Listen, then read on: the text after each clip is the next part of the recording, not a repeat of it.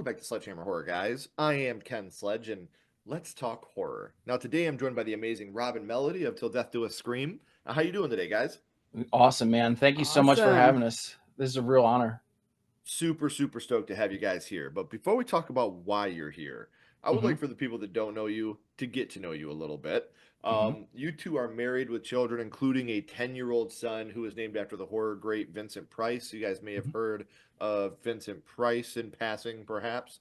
Um, and as avid horror fans since they were young, they both worked in the industry. Melody working as an effects makeup artist in independent and major film, and Rob on the media side. Been in the genre for 16 years, which includes collaborations and work with Dread Central, Rue Morgue, Fangoria, and together they created the YouTube show Till Death Do Us Scream, where the focus is a horror breakdown of every fun, unfiltered, and engaging approach. So we know you guys have been married with children, and horror's been a huge part of your life, but what gave you the desire to start a YouTube channel together? Um, well, I had actually been doing this show, Dungeon of Deadly Delights, for many, many years. It actually kind of started from podcasts, and then we got a deal to do, more like extraterrestrial radio, like online radio. Hmm. And I was working with guys like Thomas Supernant, who's like a two-time Emmy Award-winning makeup artist. Um, Linnea Quigley was actually one of my hosts for a hot minute. Um, and then Donna Cancer 45 Grave for quite a while. But we were talking to a guest like every week for like 2 years. And that was Okay. like, Bill Mosley one week, Doug Bradley. That's how I got connected with Dread Central, because Doug had actually done, he was working with a company that we're kind of like in league with at that point called Spine Chillers. And Doug actually came on, and I think it was, I can't remember what birthday it was. It was Edgar Allan Poe's birthday, and he actually did like the Raven and stuff on the radio show. So That's um, awesome. that's kind of like how that sort of got out there, in terms of like, being seen, getting articles about us and whatnot. And then I was just like working with a bunch of other people, like just a bunch of other media, mostly women, because I don't know, man. It's just easier to work with women. And one of the women he worked with was Jenna Say What. I like her. Yeah. Her and I are actually really good friends. Yeah, so I looked, That's awesome. so I like kind of like dabbled, I dipped my toe sort of in the pop culture thing, and then I was just like, you know what, dude, this kind of sucks. Like, horror's in my bones. I'm just gonna, I have to go back to it. Um, so I was doing the Dungeon of Deadly Delight show with four other ladies, and then it just kind of like petered off because they just had their own shit going on and whatnot. And I asked my wife to do it with me. I never thought she'd want to do it. And then like when it came to the Till Death Do a Scream thing, that was kind of just like us saying, if we're going to create a mark, we want to actually do something together that's just ours, that it has no history except for, us actually doing it together. And that's kind of where it came from. Yeah. Well, and that's good because, like you said, it's not her piggybacking off of something that's already happened. She's Yes. coming Right. in, it's fresh for her, it's fresh for you. I think that's absolutely the best way to go about it. So, Yeah. Well, it was not only that, it was like, throughout the years, he always had somebody else editing his show. I'm the one that pushed him to be like, hey, babe, like, listen, I really think you should learn how to edit your own stuff. Mhm. So no one can ever actually control how you want to present it. Yeah. And he did it, and he's been doing it. And then when he asked me, I was like, well, I was waiting. I was wondering when you were going to ask me. Duh. I'll do it with you, of course. And then that means that's we can do awesome. it at our own time, and you don't have to wait on somebody else. Yeah. You know what I mean? I think we had done it once or twice together. I think many, many years ago, when I was just kind of starting out. I think she did like a Serena Vincent interview with me. I Mhm. think. But that was when you Um, had your podcast. yeah, that's when I was Mhm. just doing the podcast thing. But Hmm. so I just honestly didn't know that she'd be like into it like that, and I couldn't Well, ask for a better partner. Be honest with you. it makes it a whole lot easier sometimes too when you work with your wife or your partner. It definitely makes things a lot easier hmm to go through and work together because you have that also the separation of home and work. So you guys are able to collab on things to get the creative juices flowing together, which obviously I know a lot Mhm. about because I work with my wife as well, and Yeah, of it That's course. definitely awesome. makes things She's so awesome. I much wish I easier. wish she was here. Tell her we said hello. I absolutely will. I'm telling you, I've tried so hard to get her to do a My First Horror Movie episode, maybe with me or on her own. She will not do it, dude. Like she's like, no, that's your thing. I don't want to be a part of that. I want you to have your thing. That's why like she does Villain of the Month. Like that's her thing. I'll never Mhm. ever touch that. Like that is her baby. It's what she created, and Mhm. I couldn't ask for a better partner either. So I totally understand that. Yeah, dude. How are you guys doing what you're doing? I mean, you got like so much shit on the fire right now, and a job It's and kids like us. It's crazy. it's it's never ending.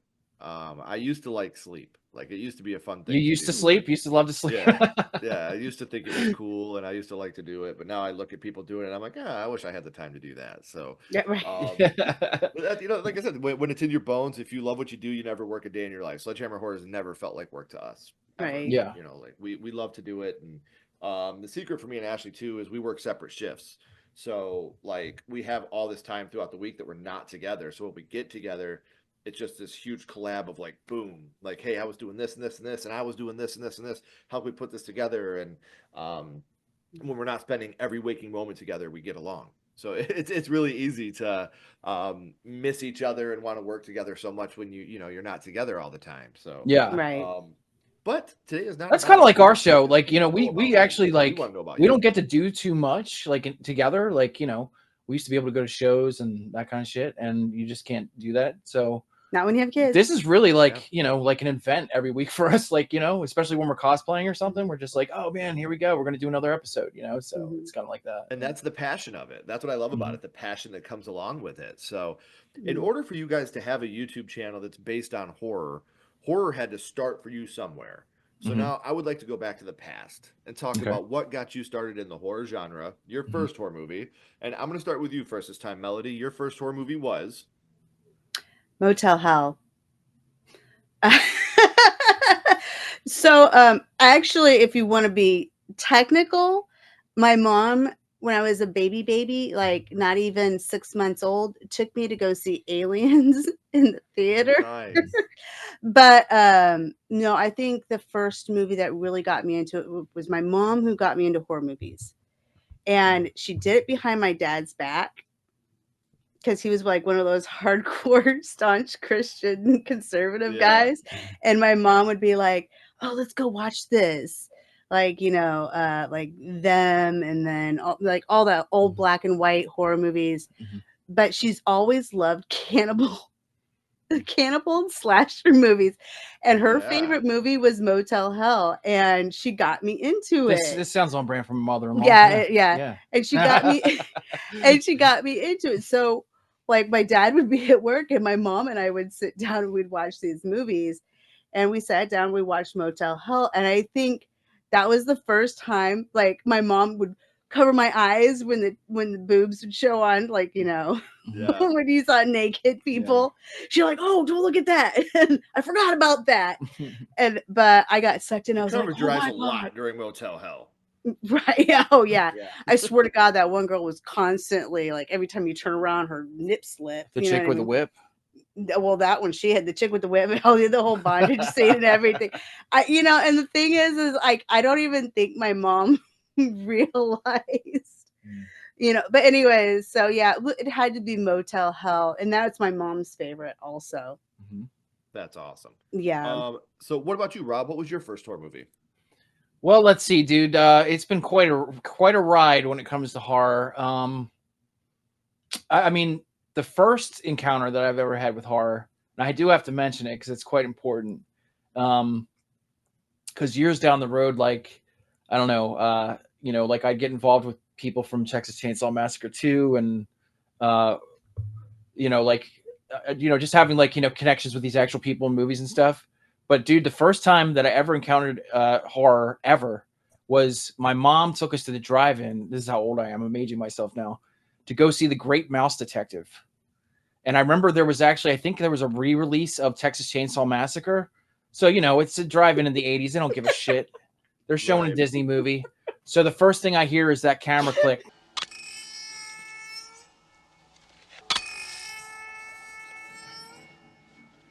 Of course, like Marilyn Burns, ah, and she's like screaming. And dude, I kid you not, I think I might have pissed myself in the car. Like that was the He's first out there like, what account. is this mouse detecting? Like, what the Yes. hell is going on? You're going to see a family movie. Yeah. That's amazing. Oh, that is so atypical. Ironically, though, if you remember, the Moriarty character was voiced by Vincent Price, so it kind of all goes around the circle. Full circle.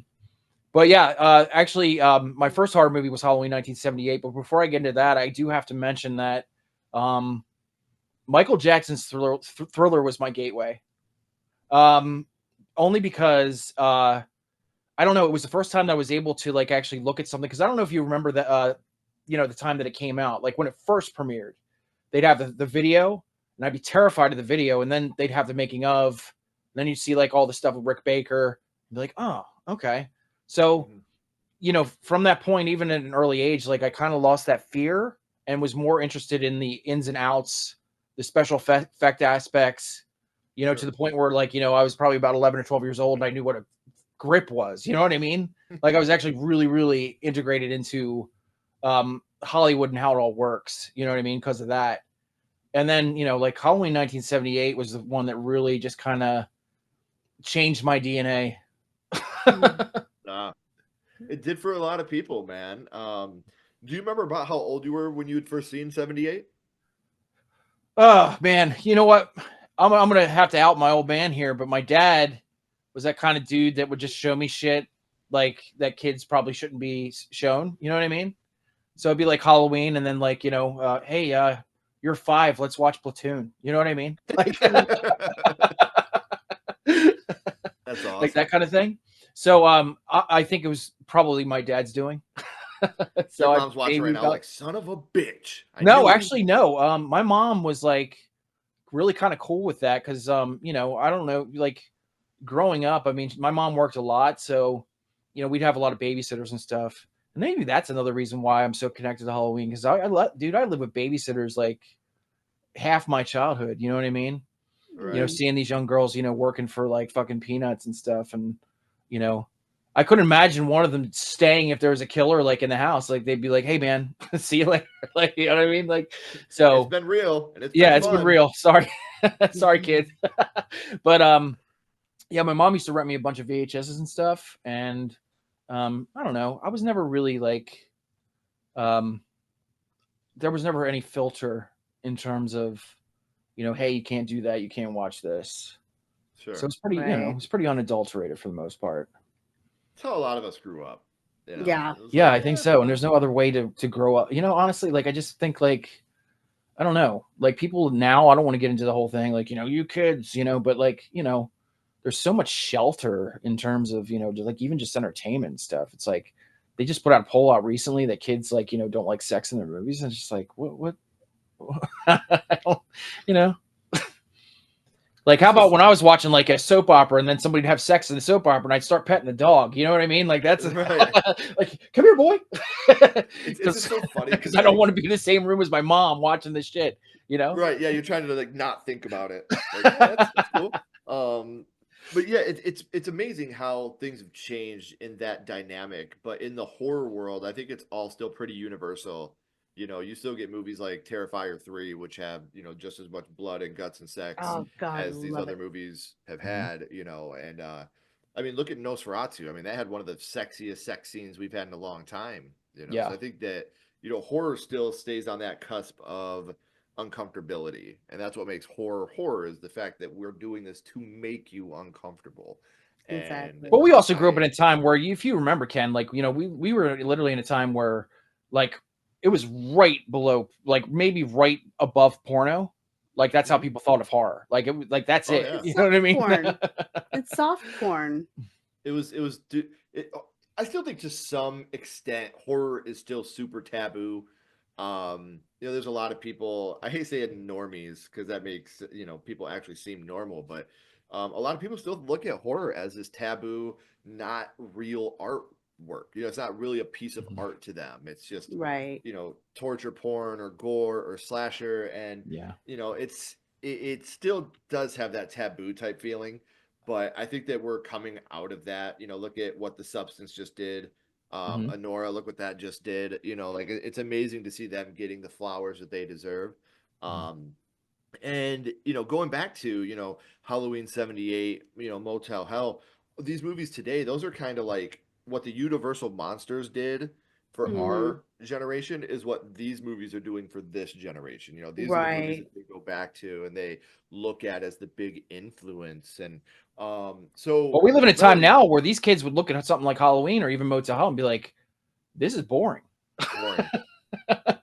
I thought that the first time I saw Halloween. Everybody, it's very well documented. I grew up in a video store. My mom and dad owned a mom and pop video store called Downtown Nice. Video, and I was always watching horror movies, and I was watching, Creep Show, Friday the 13th, Nightmare on Elm Street, Child's Play, Hellraiser, and I never ever watched Halloween until I was probably 13 or 14, and I Mhm. was just like, this is fucking boring. Like, can Yeah, someone please do something? As I've grown older, I've grown to really respect Halloween, sure. but I remember just being that shitty teenage kid, like, man, I watched Jason shoot a lady with a harpoon gun.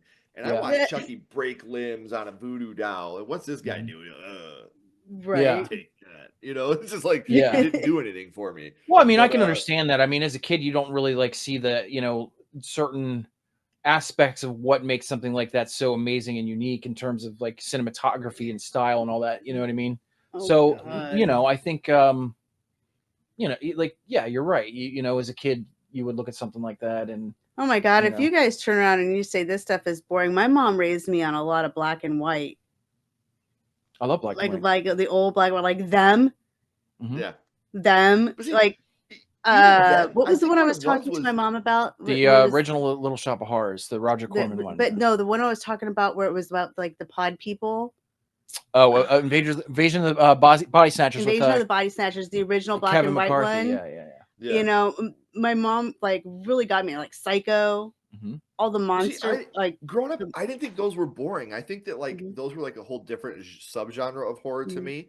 But they were still like different. Like Halloween, I think what it was is like everybody would always talk about Michael Myers, Michael Myers, Michael Myers. And it got built up that he was this insane creative monster, and I was like, all he does is stab people, man. Yeah, Like he doesn't bring anybody to prime time, bitch. yeah. Like he just like stabs people. That's Right? Until part two. yeah, Mhm. and Yeah, again, but like I watched the first one and I was like, no, I don't like it. But yeah. Melody, talking about I had Motel mentioned, like I Hell. mentioned before, when we're talking in passing, through email. I think the main reason why I just fell in love with Halloween, obviously it's the Michael Myers aspect of it, but I think it was more the Laurie Strode aspect too. Mhm. Um, she just really just hit me pretty hard in terms of a character. You know what I mean? Mhm. Just Yeah, like a young girl who, was probably like what 1978. So what is she getting paid $3 an hour maybe? And right. like literally like not even just does her job to the fullest, but like goes to like stays and tries to help these kids survive. Like wow, you know what I mean? Like Right. so that that terminology do as when she tells them do as I say. Mhm. Um, I don't know, that really rung true for me in terms of like the ultimate final girl, you know. Mhm. And Jamie Lee's She'll been always that be since forever. she'll always be in the top three for me. It's Nev Campbell, Jamie Lee Curtis, and Mhm. Olivia Hussey. Jess Bradford from Black Christmas. I think she's my Nice. favorite. Like she's just there's something about her that was just super badass for being 1978 as well. Yeah, rest in Even peace, Olivia. 76. I interviewed her years ago, and she was such a sweet woman. And she actually told me something really interesting. She said she had done a movie with Steve Martin apparently, and Steve had told her that uh, Black Christmas is his yearly holiday horror or holiday movie. That's awesome. He watches it every year. Steve Martin. So That's There you that's go. amazing. You know what I mean? yeah, pretty The cool. guy who I watch every Thanksgiving in Planes, Trains, and Automobiles, There you Black go. There Christmas you man. go. Yep. Yeah, 74. I don't know why I said 78. I got Halloween on the brain, but Texas Chainsaw, Black Christmas, 74, great year for horror. Motel Hell, Melody. This is a very, very influential movie, especially if you're watching it as a child for the first time. But do you remember what scene it was that affected you the most? Oh, dude, I can tell you right now when he came out with with the pig mask and he Yeah. had the chainsaw and he's going after his own brother. Yeah. Yeah, I mean, I think that really like fucked me up. Can we curse on this? Yeah. Yeah. Okay. Yeah. That really fucked me up because it was like at that point he went from being this sweet old quirky man. I mean, because yeah, like it wasn't sweet he was doing. He was a cannibal, Right.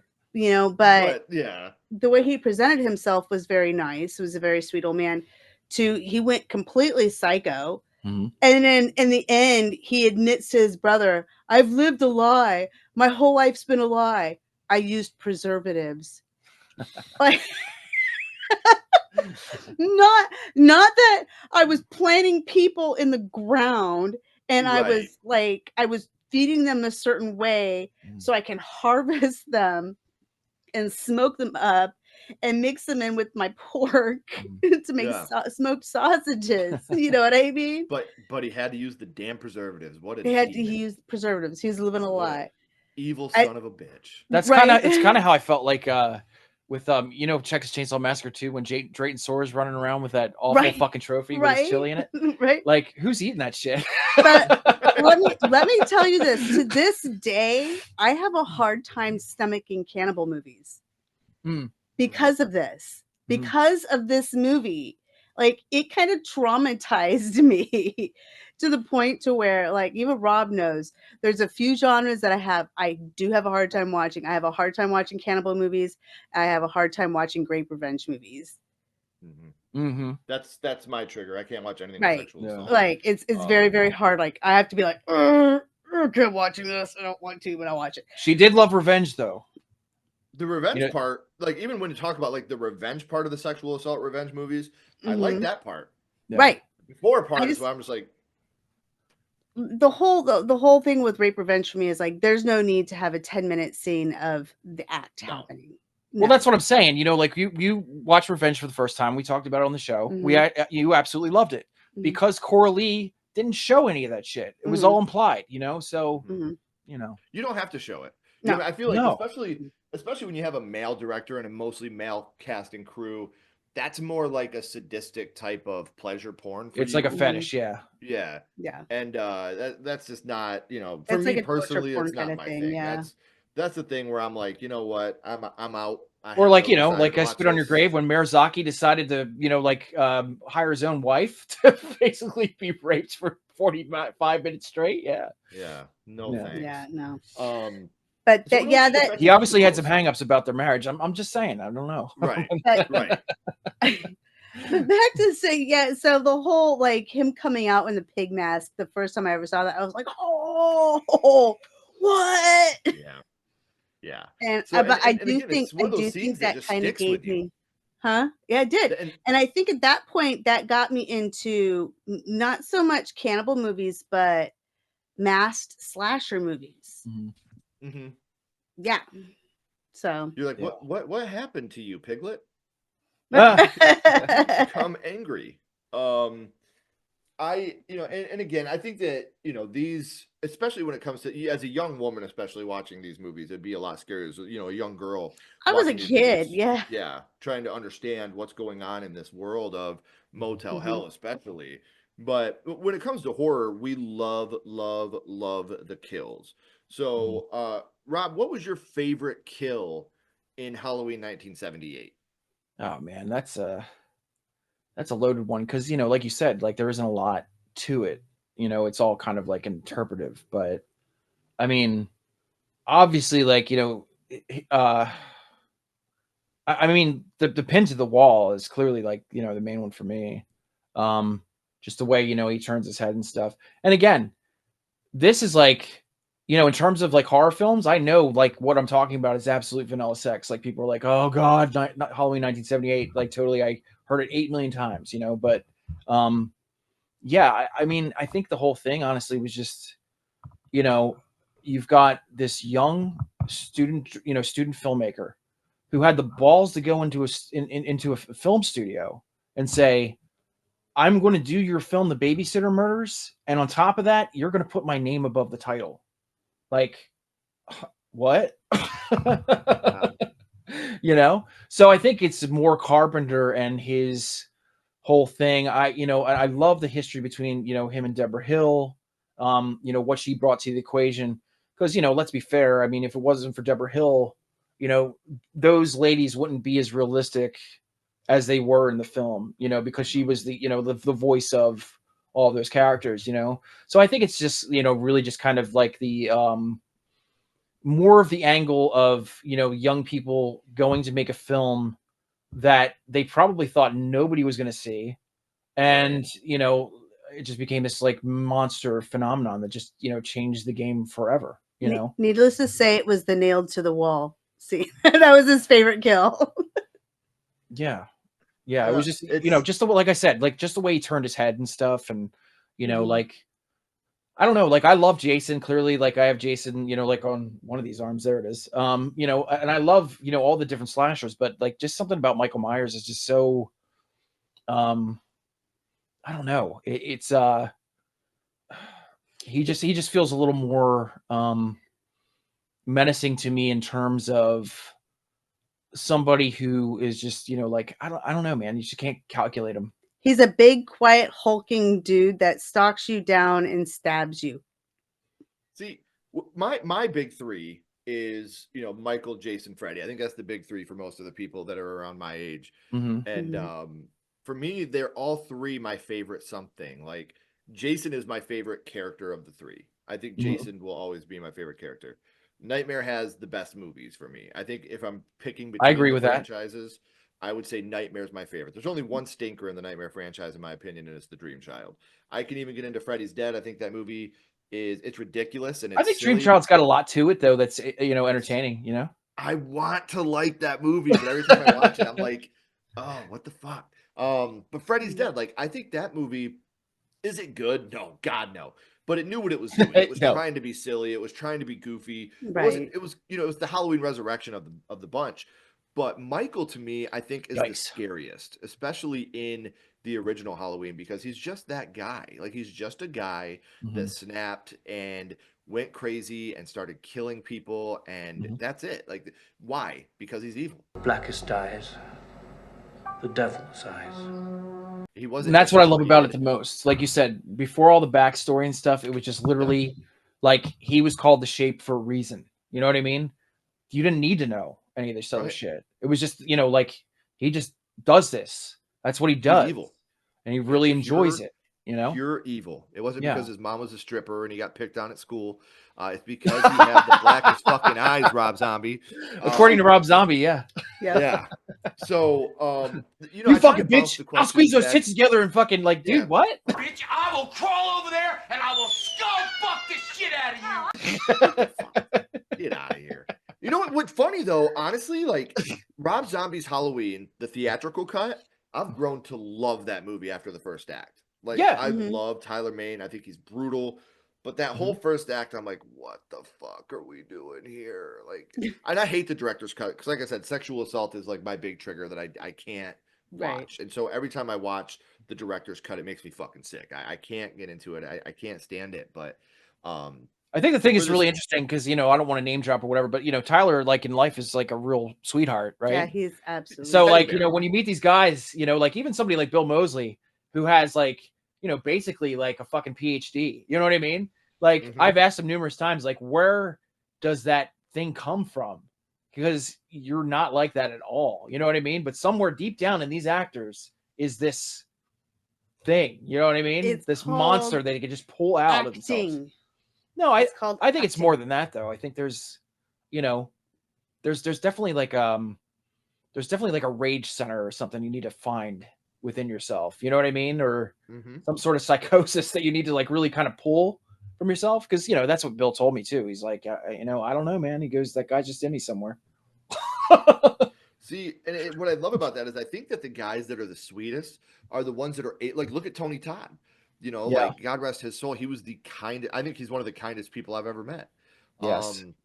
You know, and it's not even horror. Like I think the best movie ever made is Pee-wee's Big Adventure.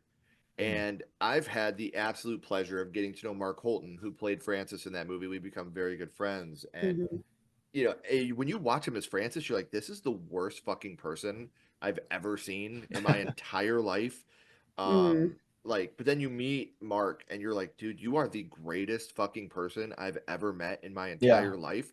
So I think when you have these people that are, so genuinely kind and sweet, they can tap into that monster because that's not who they are. I think the people that are the monster are the ones that you see playing the good guy roles in all the movies because they're trying to act as something they're not. So it's just I've got a that's Tony to Todd me. story for you, by the way. Yeah. So years ago, we met him at the first convention I met her at. I was spending a lot of time with Tony. Hopefully you're not friends with Ari Lehman because okay, so Tony and I were outside, and Ari's band, First Jason was playing, First Jason. and me and Tony were just outside, and he goes, "Hey man, he's got like a he's got like a piece of cardboard on a guitar. That ain't rock and roll." And I was like, "All right, man." So then the second thing that happened, like we met him again. And I don't know why he told me this, but like he told me that he grew up in Cabrini Green where they filmed Candyman. And I was like, seriously, dude? He's like, yeah, yeah, for sure. So I remember years after that on an episode of one of my old shows on YouTube, I had said that and got bombarded by horror fans. Like, you're a fucking idiot. Like, and I'm like, oh man, you motherfucker. Dude. Like he totally fucking pulled the rug out from underneath you. He was like, I grew up in Cabrini Green. I don't know if it was something he knew that I would do like years down the road or something, but like it was almost like he just planted that bomb there just in case,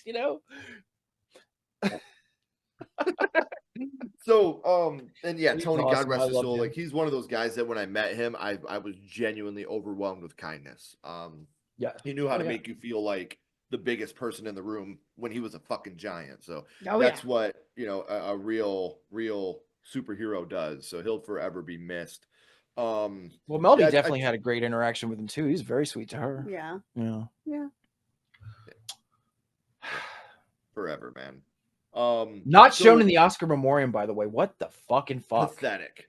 That sucks shit. We put that all over the Sledgehammer horror stuff. Like, are you serious? One of the biggest stars ever in horror. He's a platoon, for God's sake. Dude, and he was an amazing Ben in Night of the Living Dead. Like in the remake, he was fantastic. So we know how horror started for you guys. But here for a second, I do want to throw a little bit of a curveball at you. And Melody, I'm going to ask you first. So, Rob, you're going to have time to think about this one. But my little buddy Ghostface is here, and he has a question for you. What's your favorite scary movie, Melody? What is your favorite horror movie of all time? From the Beyond. Oh, all right. That was right off the hip. I love that. The pineal gland. That movie fucked me up. That was another one I watched with my mom. That movie. I just love how quick that answer was. Like, boom, I got it. All right, I'll ask him. Damn. I don't even need to think about it, dude. 1978, Halloween 1978. That's my favorite movie. Favorite horror movie of all time. No question. It's never changed, never faltered. It's right there, and it always will be. And again, like, this because we spoke to each other, but like Halloween 1978 was kind of like a journey for me, like in terms of my career, and being able to reach the plateau of like interviewing somebody like Jamie Lee Curtis, like even for fucking 2 minutes in Austin, Texas, was just like one of the biggest moments of my life. And I'm happy to say she was very sweet, and like, because they say sometimes you don't want to meet your heroes or whatever, but like I couldn't ask for a better interaction with her, and that was something that I was fighting for forever. Like there was times where like she'd put out a children's book or something, I'd be talking to her publicist or whatever, and they'd just be like, oh well, we'll see or whatever, and then he'd be like, well, she doesn't want to talk about that, she doesn't want to talk about horror, so it would kind of go away. It's just like shit. Yeah. I took the weekend off from work so you could go to that event. Yeah. Stayed with our son so you could go to that event. Yeah. So like awesome. Like I told her too, like I don't, I'm not a picture taker or whatever, because I don't try to do that shit. I think it's kind of unprofessional. But I did say to her, I was like, look, man, you're kind of my white whale. So she just grabbed me by her, by the shoulder, was like, sure, baby. And that's so cool. She was rad. She was fucking rad. And the fact that it was at a Halloween 2018 premiere was just like mind blowing. I mean, like that that film to me is just like, I don't know. Like I said, it's ingrained in my DNA. Weirdly enough, I was born October 1978. Hmm. That's awesome. Yeah. Like I So said, it was meant to be. yeah, but there's a lot of other great movies that came out in '78. Dawn of the Dead. Right.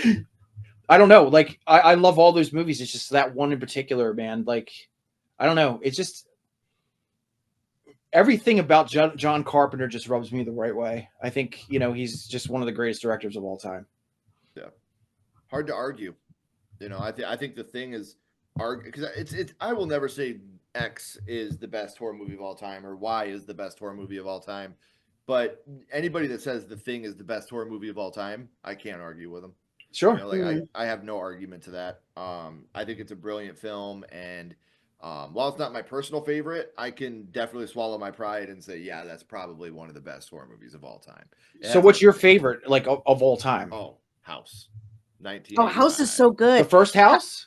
Yep. I had that on Wow. VHS. Yes. I had the That the House 1 and House 2. The Yep. dual pack. Mm-hmm. Yep.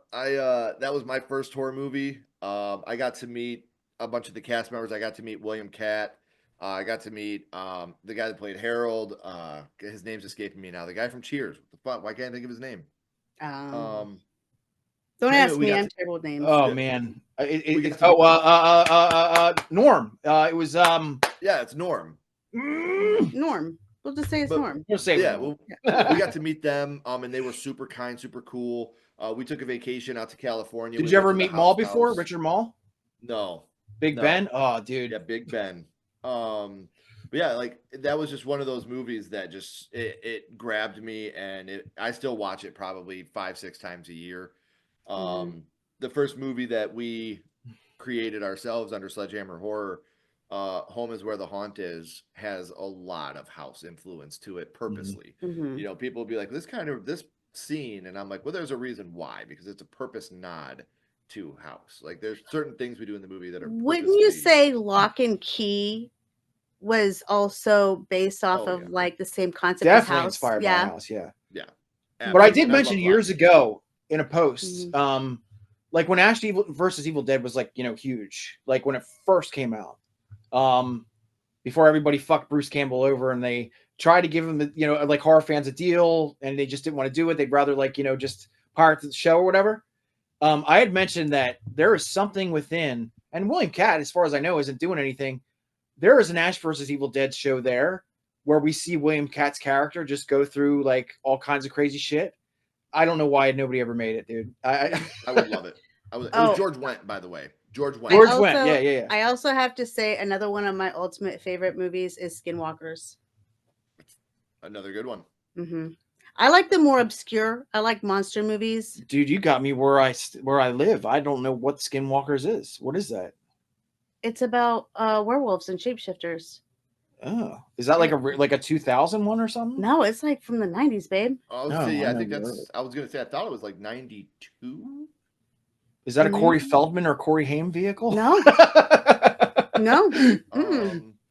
It's a 1992 horror movie about a mother-son team of vampires who prey on young women. No. No, Wait, that's not the right Skinwalkers. one. That's not the right one. That's Sleepwalkers. Yeah. Now we're talking. No, Skinwalkers is about the young boy who's about to come into like a super blood moon, and he was going to be like the one that breaks the curse of the people that are like Skinwalkers. Oh no, it was in the 2000s, 2006. Oh, it was early 2000s. Oh, yeah. in your face. Yep, they prepared for her son's 13th birthday. Yep. Yeah, that was a really good one. Listen, don't make me take you off screen and beat you. Okay. Hey, you're putting our Before we history get out too there. violent here, I have had an amazing time talking to you guys about what got you started in horror and your favorite horror movie. But before I let you go, we always bounce back to the same question. We're going to go back to your first horror movies, and what we're going to do is rank these on a skull count.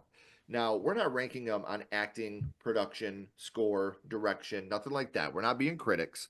What we're going to do is rank your first horror movies on how much they affected you on your first viewing. So 0 skulls being not effective, 5 being extremely effective. You can use half and quarter skulls anywhere in the middle. I'll start with you first this time, Rob. What would you rank Halloween 1978 0 to 5 skulls? 5.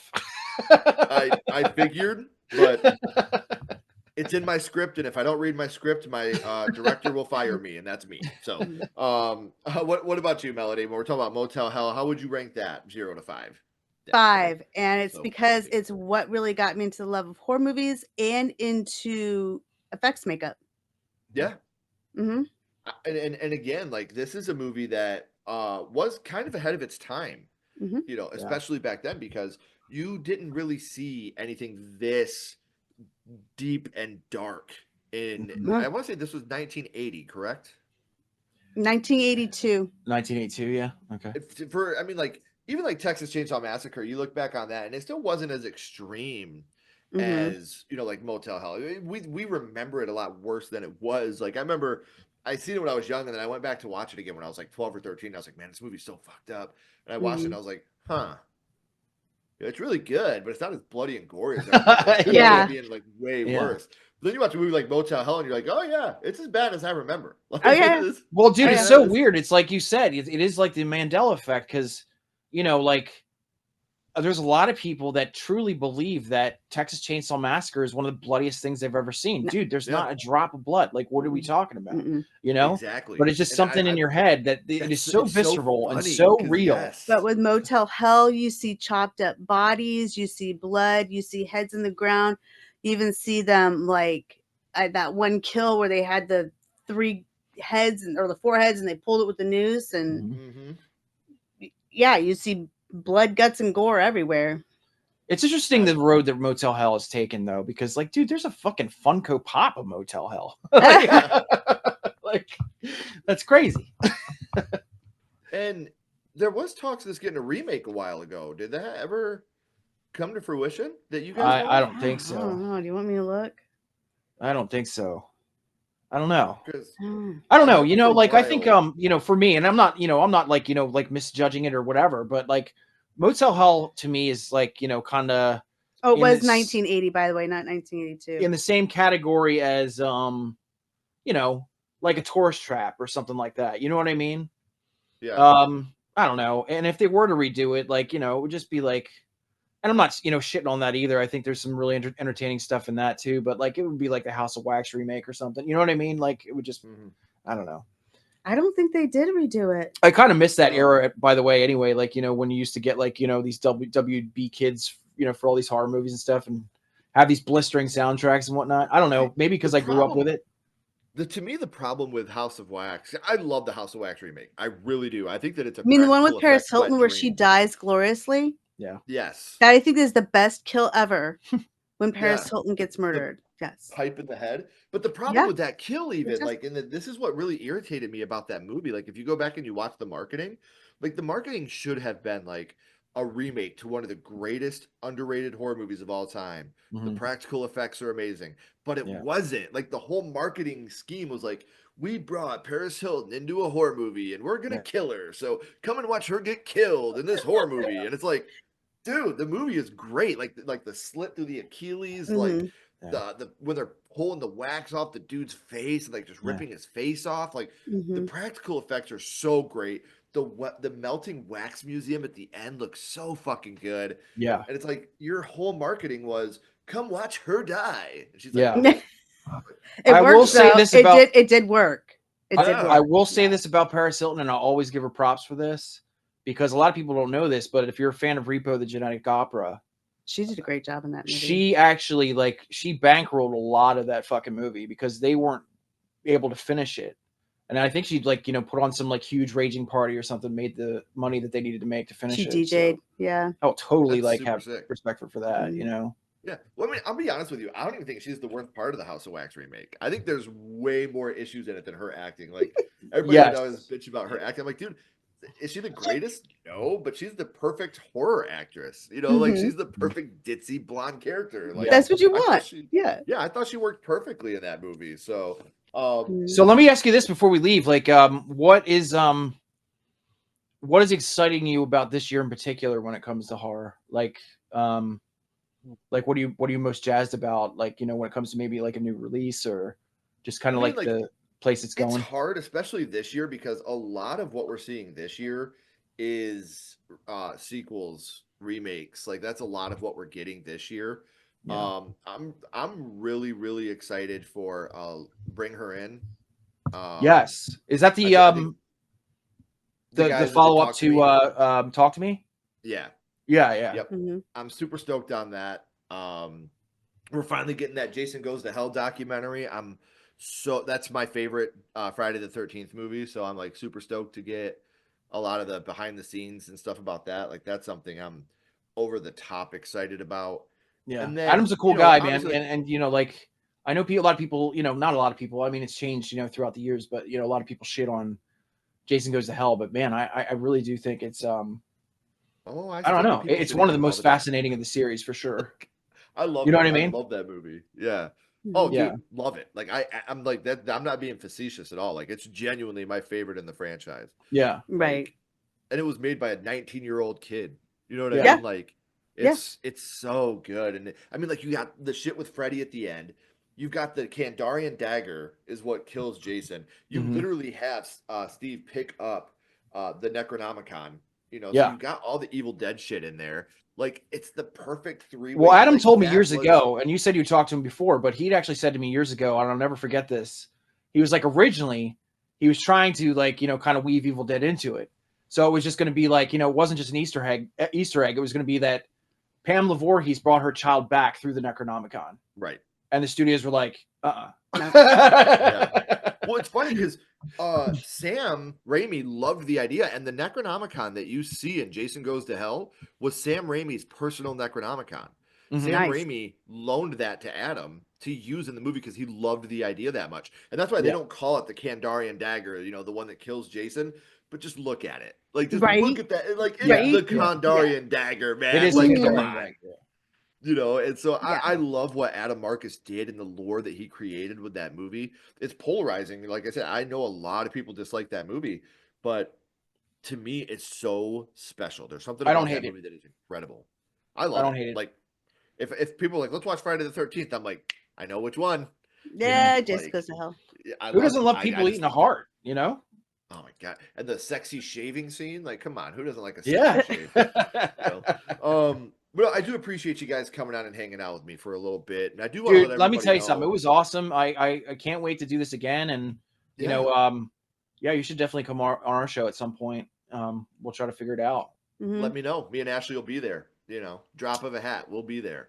Can Um, I, you know, can I drop our information here for the horror fans real yeah, I quick? was just gonna say I have all of their social media links and YouTube links. Everything is down in the description. So Mhm. all you guys got to do is click those links in the description, so that way you can check out what they're doing. But give us a little blast real quick. All right, so guys, we got 17 videos right now. We're a very small channel. We got 35 subscribers, but there's a lot of traction that's happening. We're happy about that. If you're looking for like, you know, just to kind of fun, like, you know, like just, you know, unfiltered, you know, conversation when it comes to horror film, we cosplay all the time. You know, and like, you know, we just really try to have fun, you know, with these movies. And yeah, so, you know, come join us. Till Death Do Us Scream on YouTube. Love to have you. We're trying to build our horror family right now. As we're filming right now, we're actually the next movie we're going to talk is Companion. Oh, yes. Yeah, so Good yeah, movie. we're doing this every week. So good. So, you know, just like the Sledge family here, man, you know, we're just, you know, trying to, you know, knock it out when it comes to like, you know, just our love and passion for stuff, and, you know, hopefully build that into something, and, you know, just also like, you know, keeping the homestead going. And And I you do know, talk more on the show. I do. are you saying I talked over you? I know I say I talk more on this show because I talk a lot about the movies. I do more of the story Oh, plots right, and stuff right, like right. that. Oh, Yeah. okay. Yeah. No, Yeah. I No, it's hope I I'm didn't. very and like I said, guys, we reached out, we finally made contact with each other, and I was so happy to Mhm. bring them on. And I think you guys should definitely check them out. And I've made it easy for you. All you gotta do is click these links down in the description so you become a part of their family as well. Guys, please don't go anywhere. I have a couple more questions for you. Mhm. Everyone else, if you haven't already, please like, comment, and subscribe. It does help build the channel more than you know. And follow Sledgehammer Horror on social media. Those links are in the description as well. But until next time, keep talking horror, stay what you are, and we'll see you guys soon.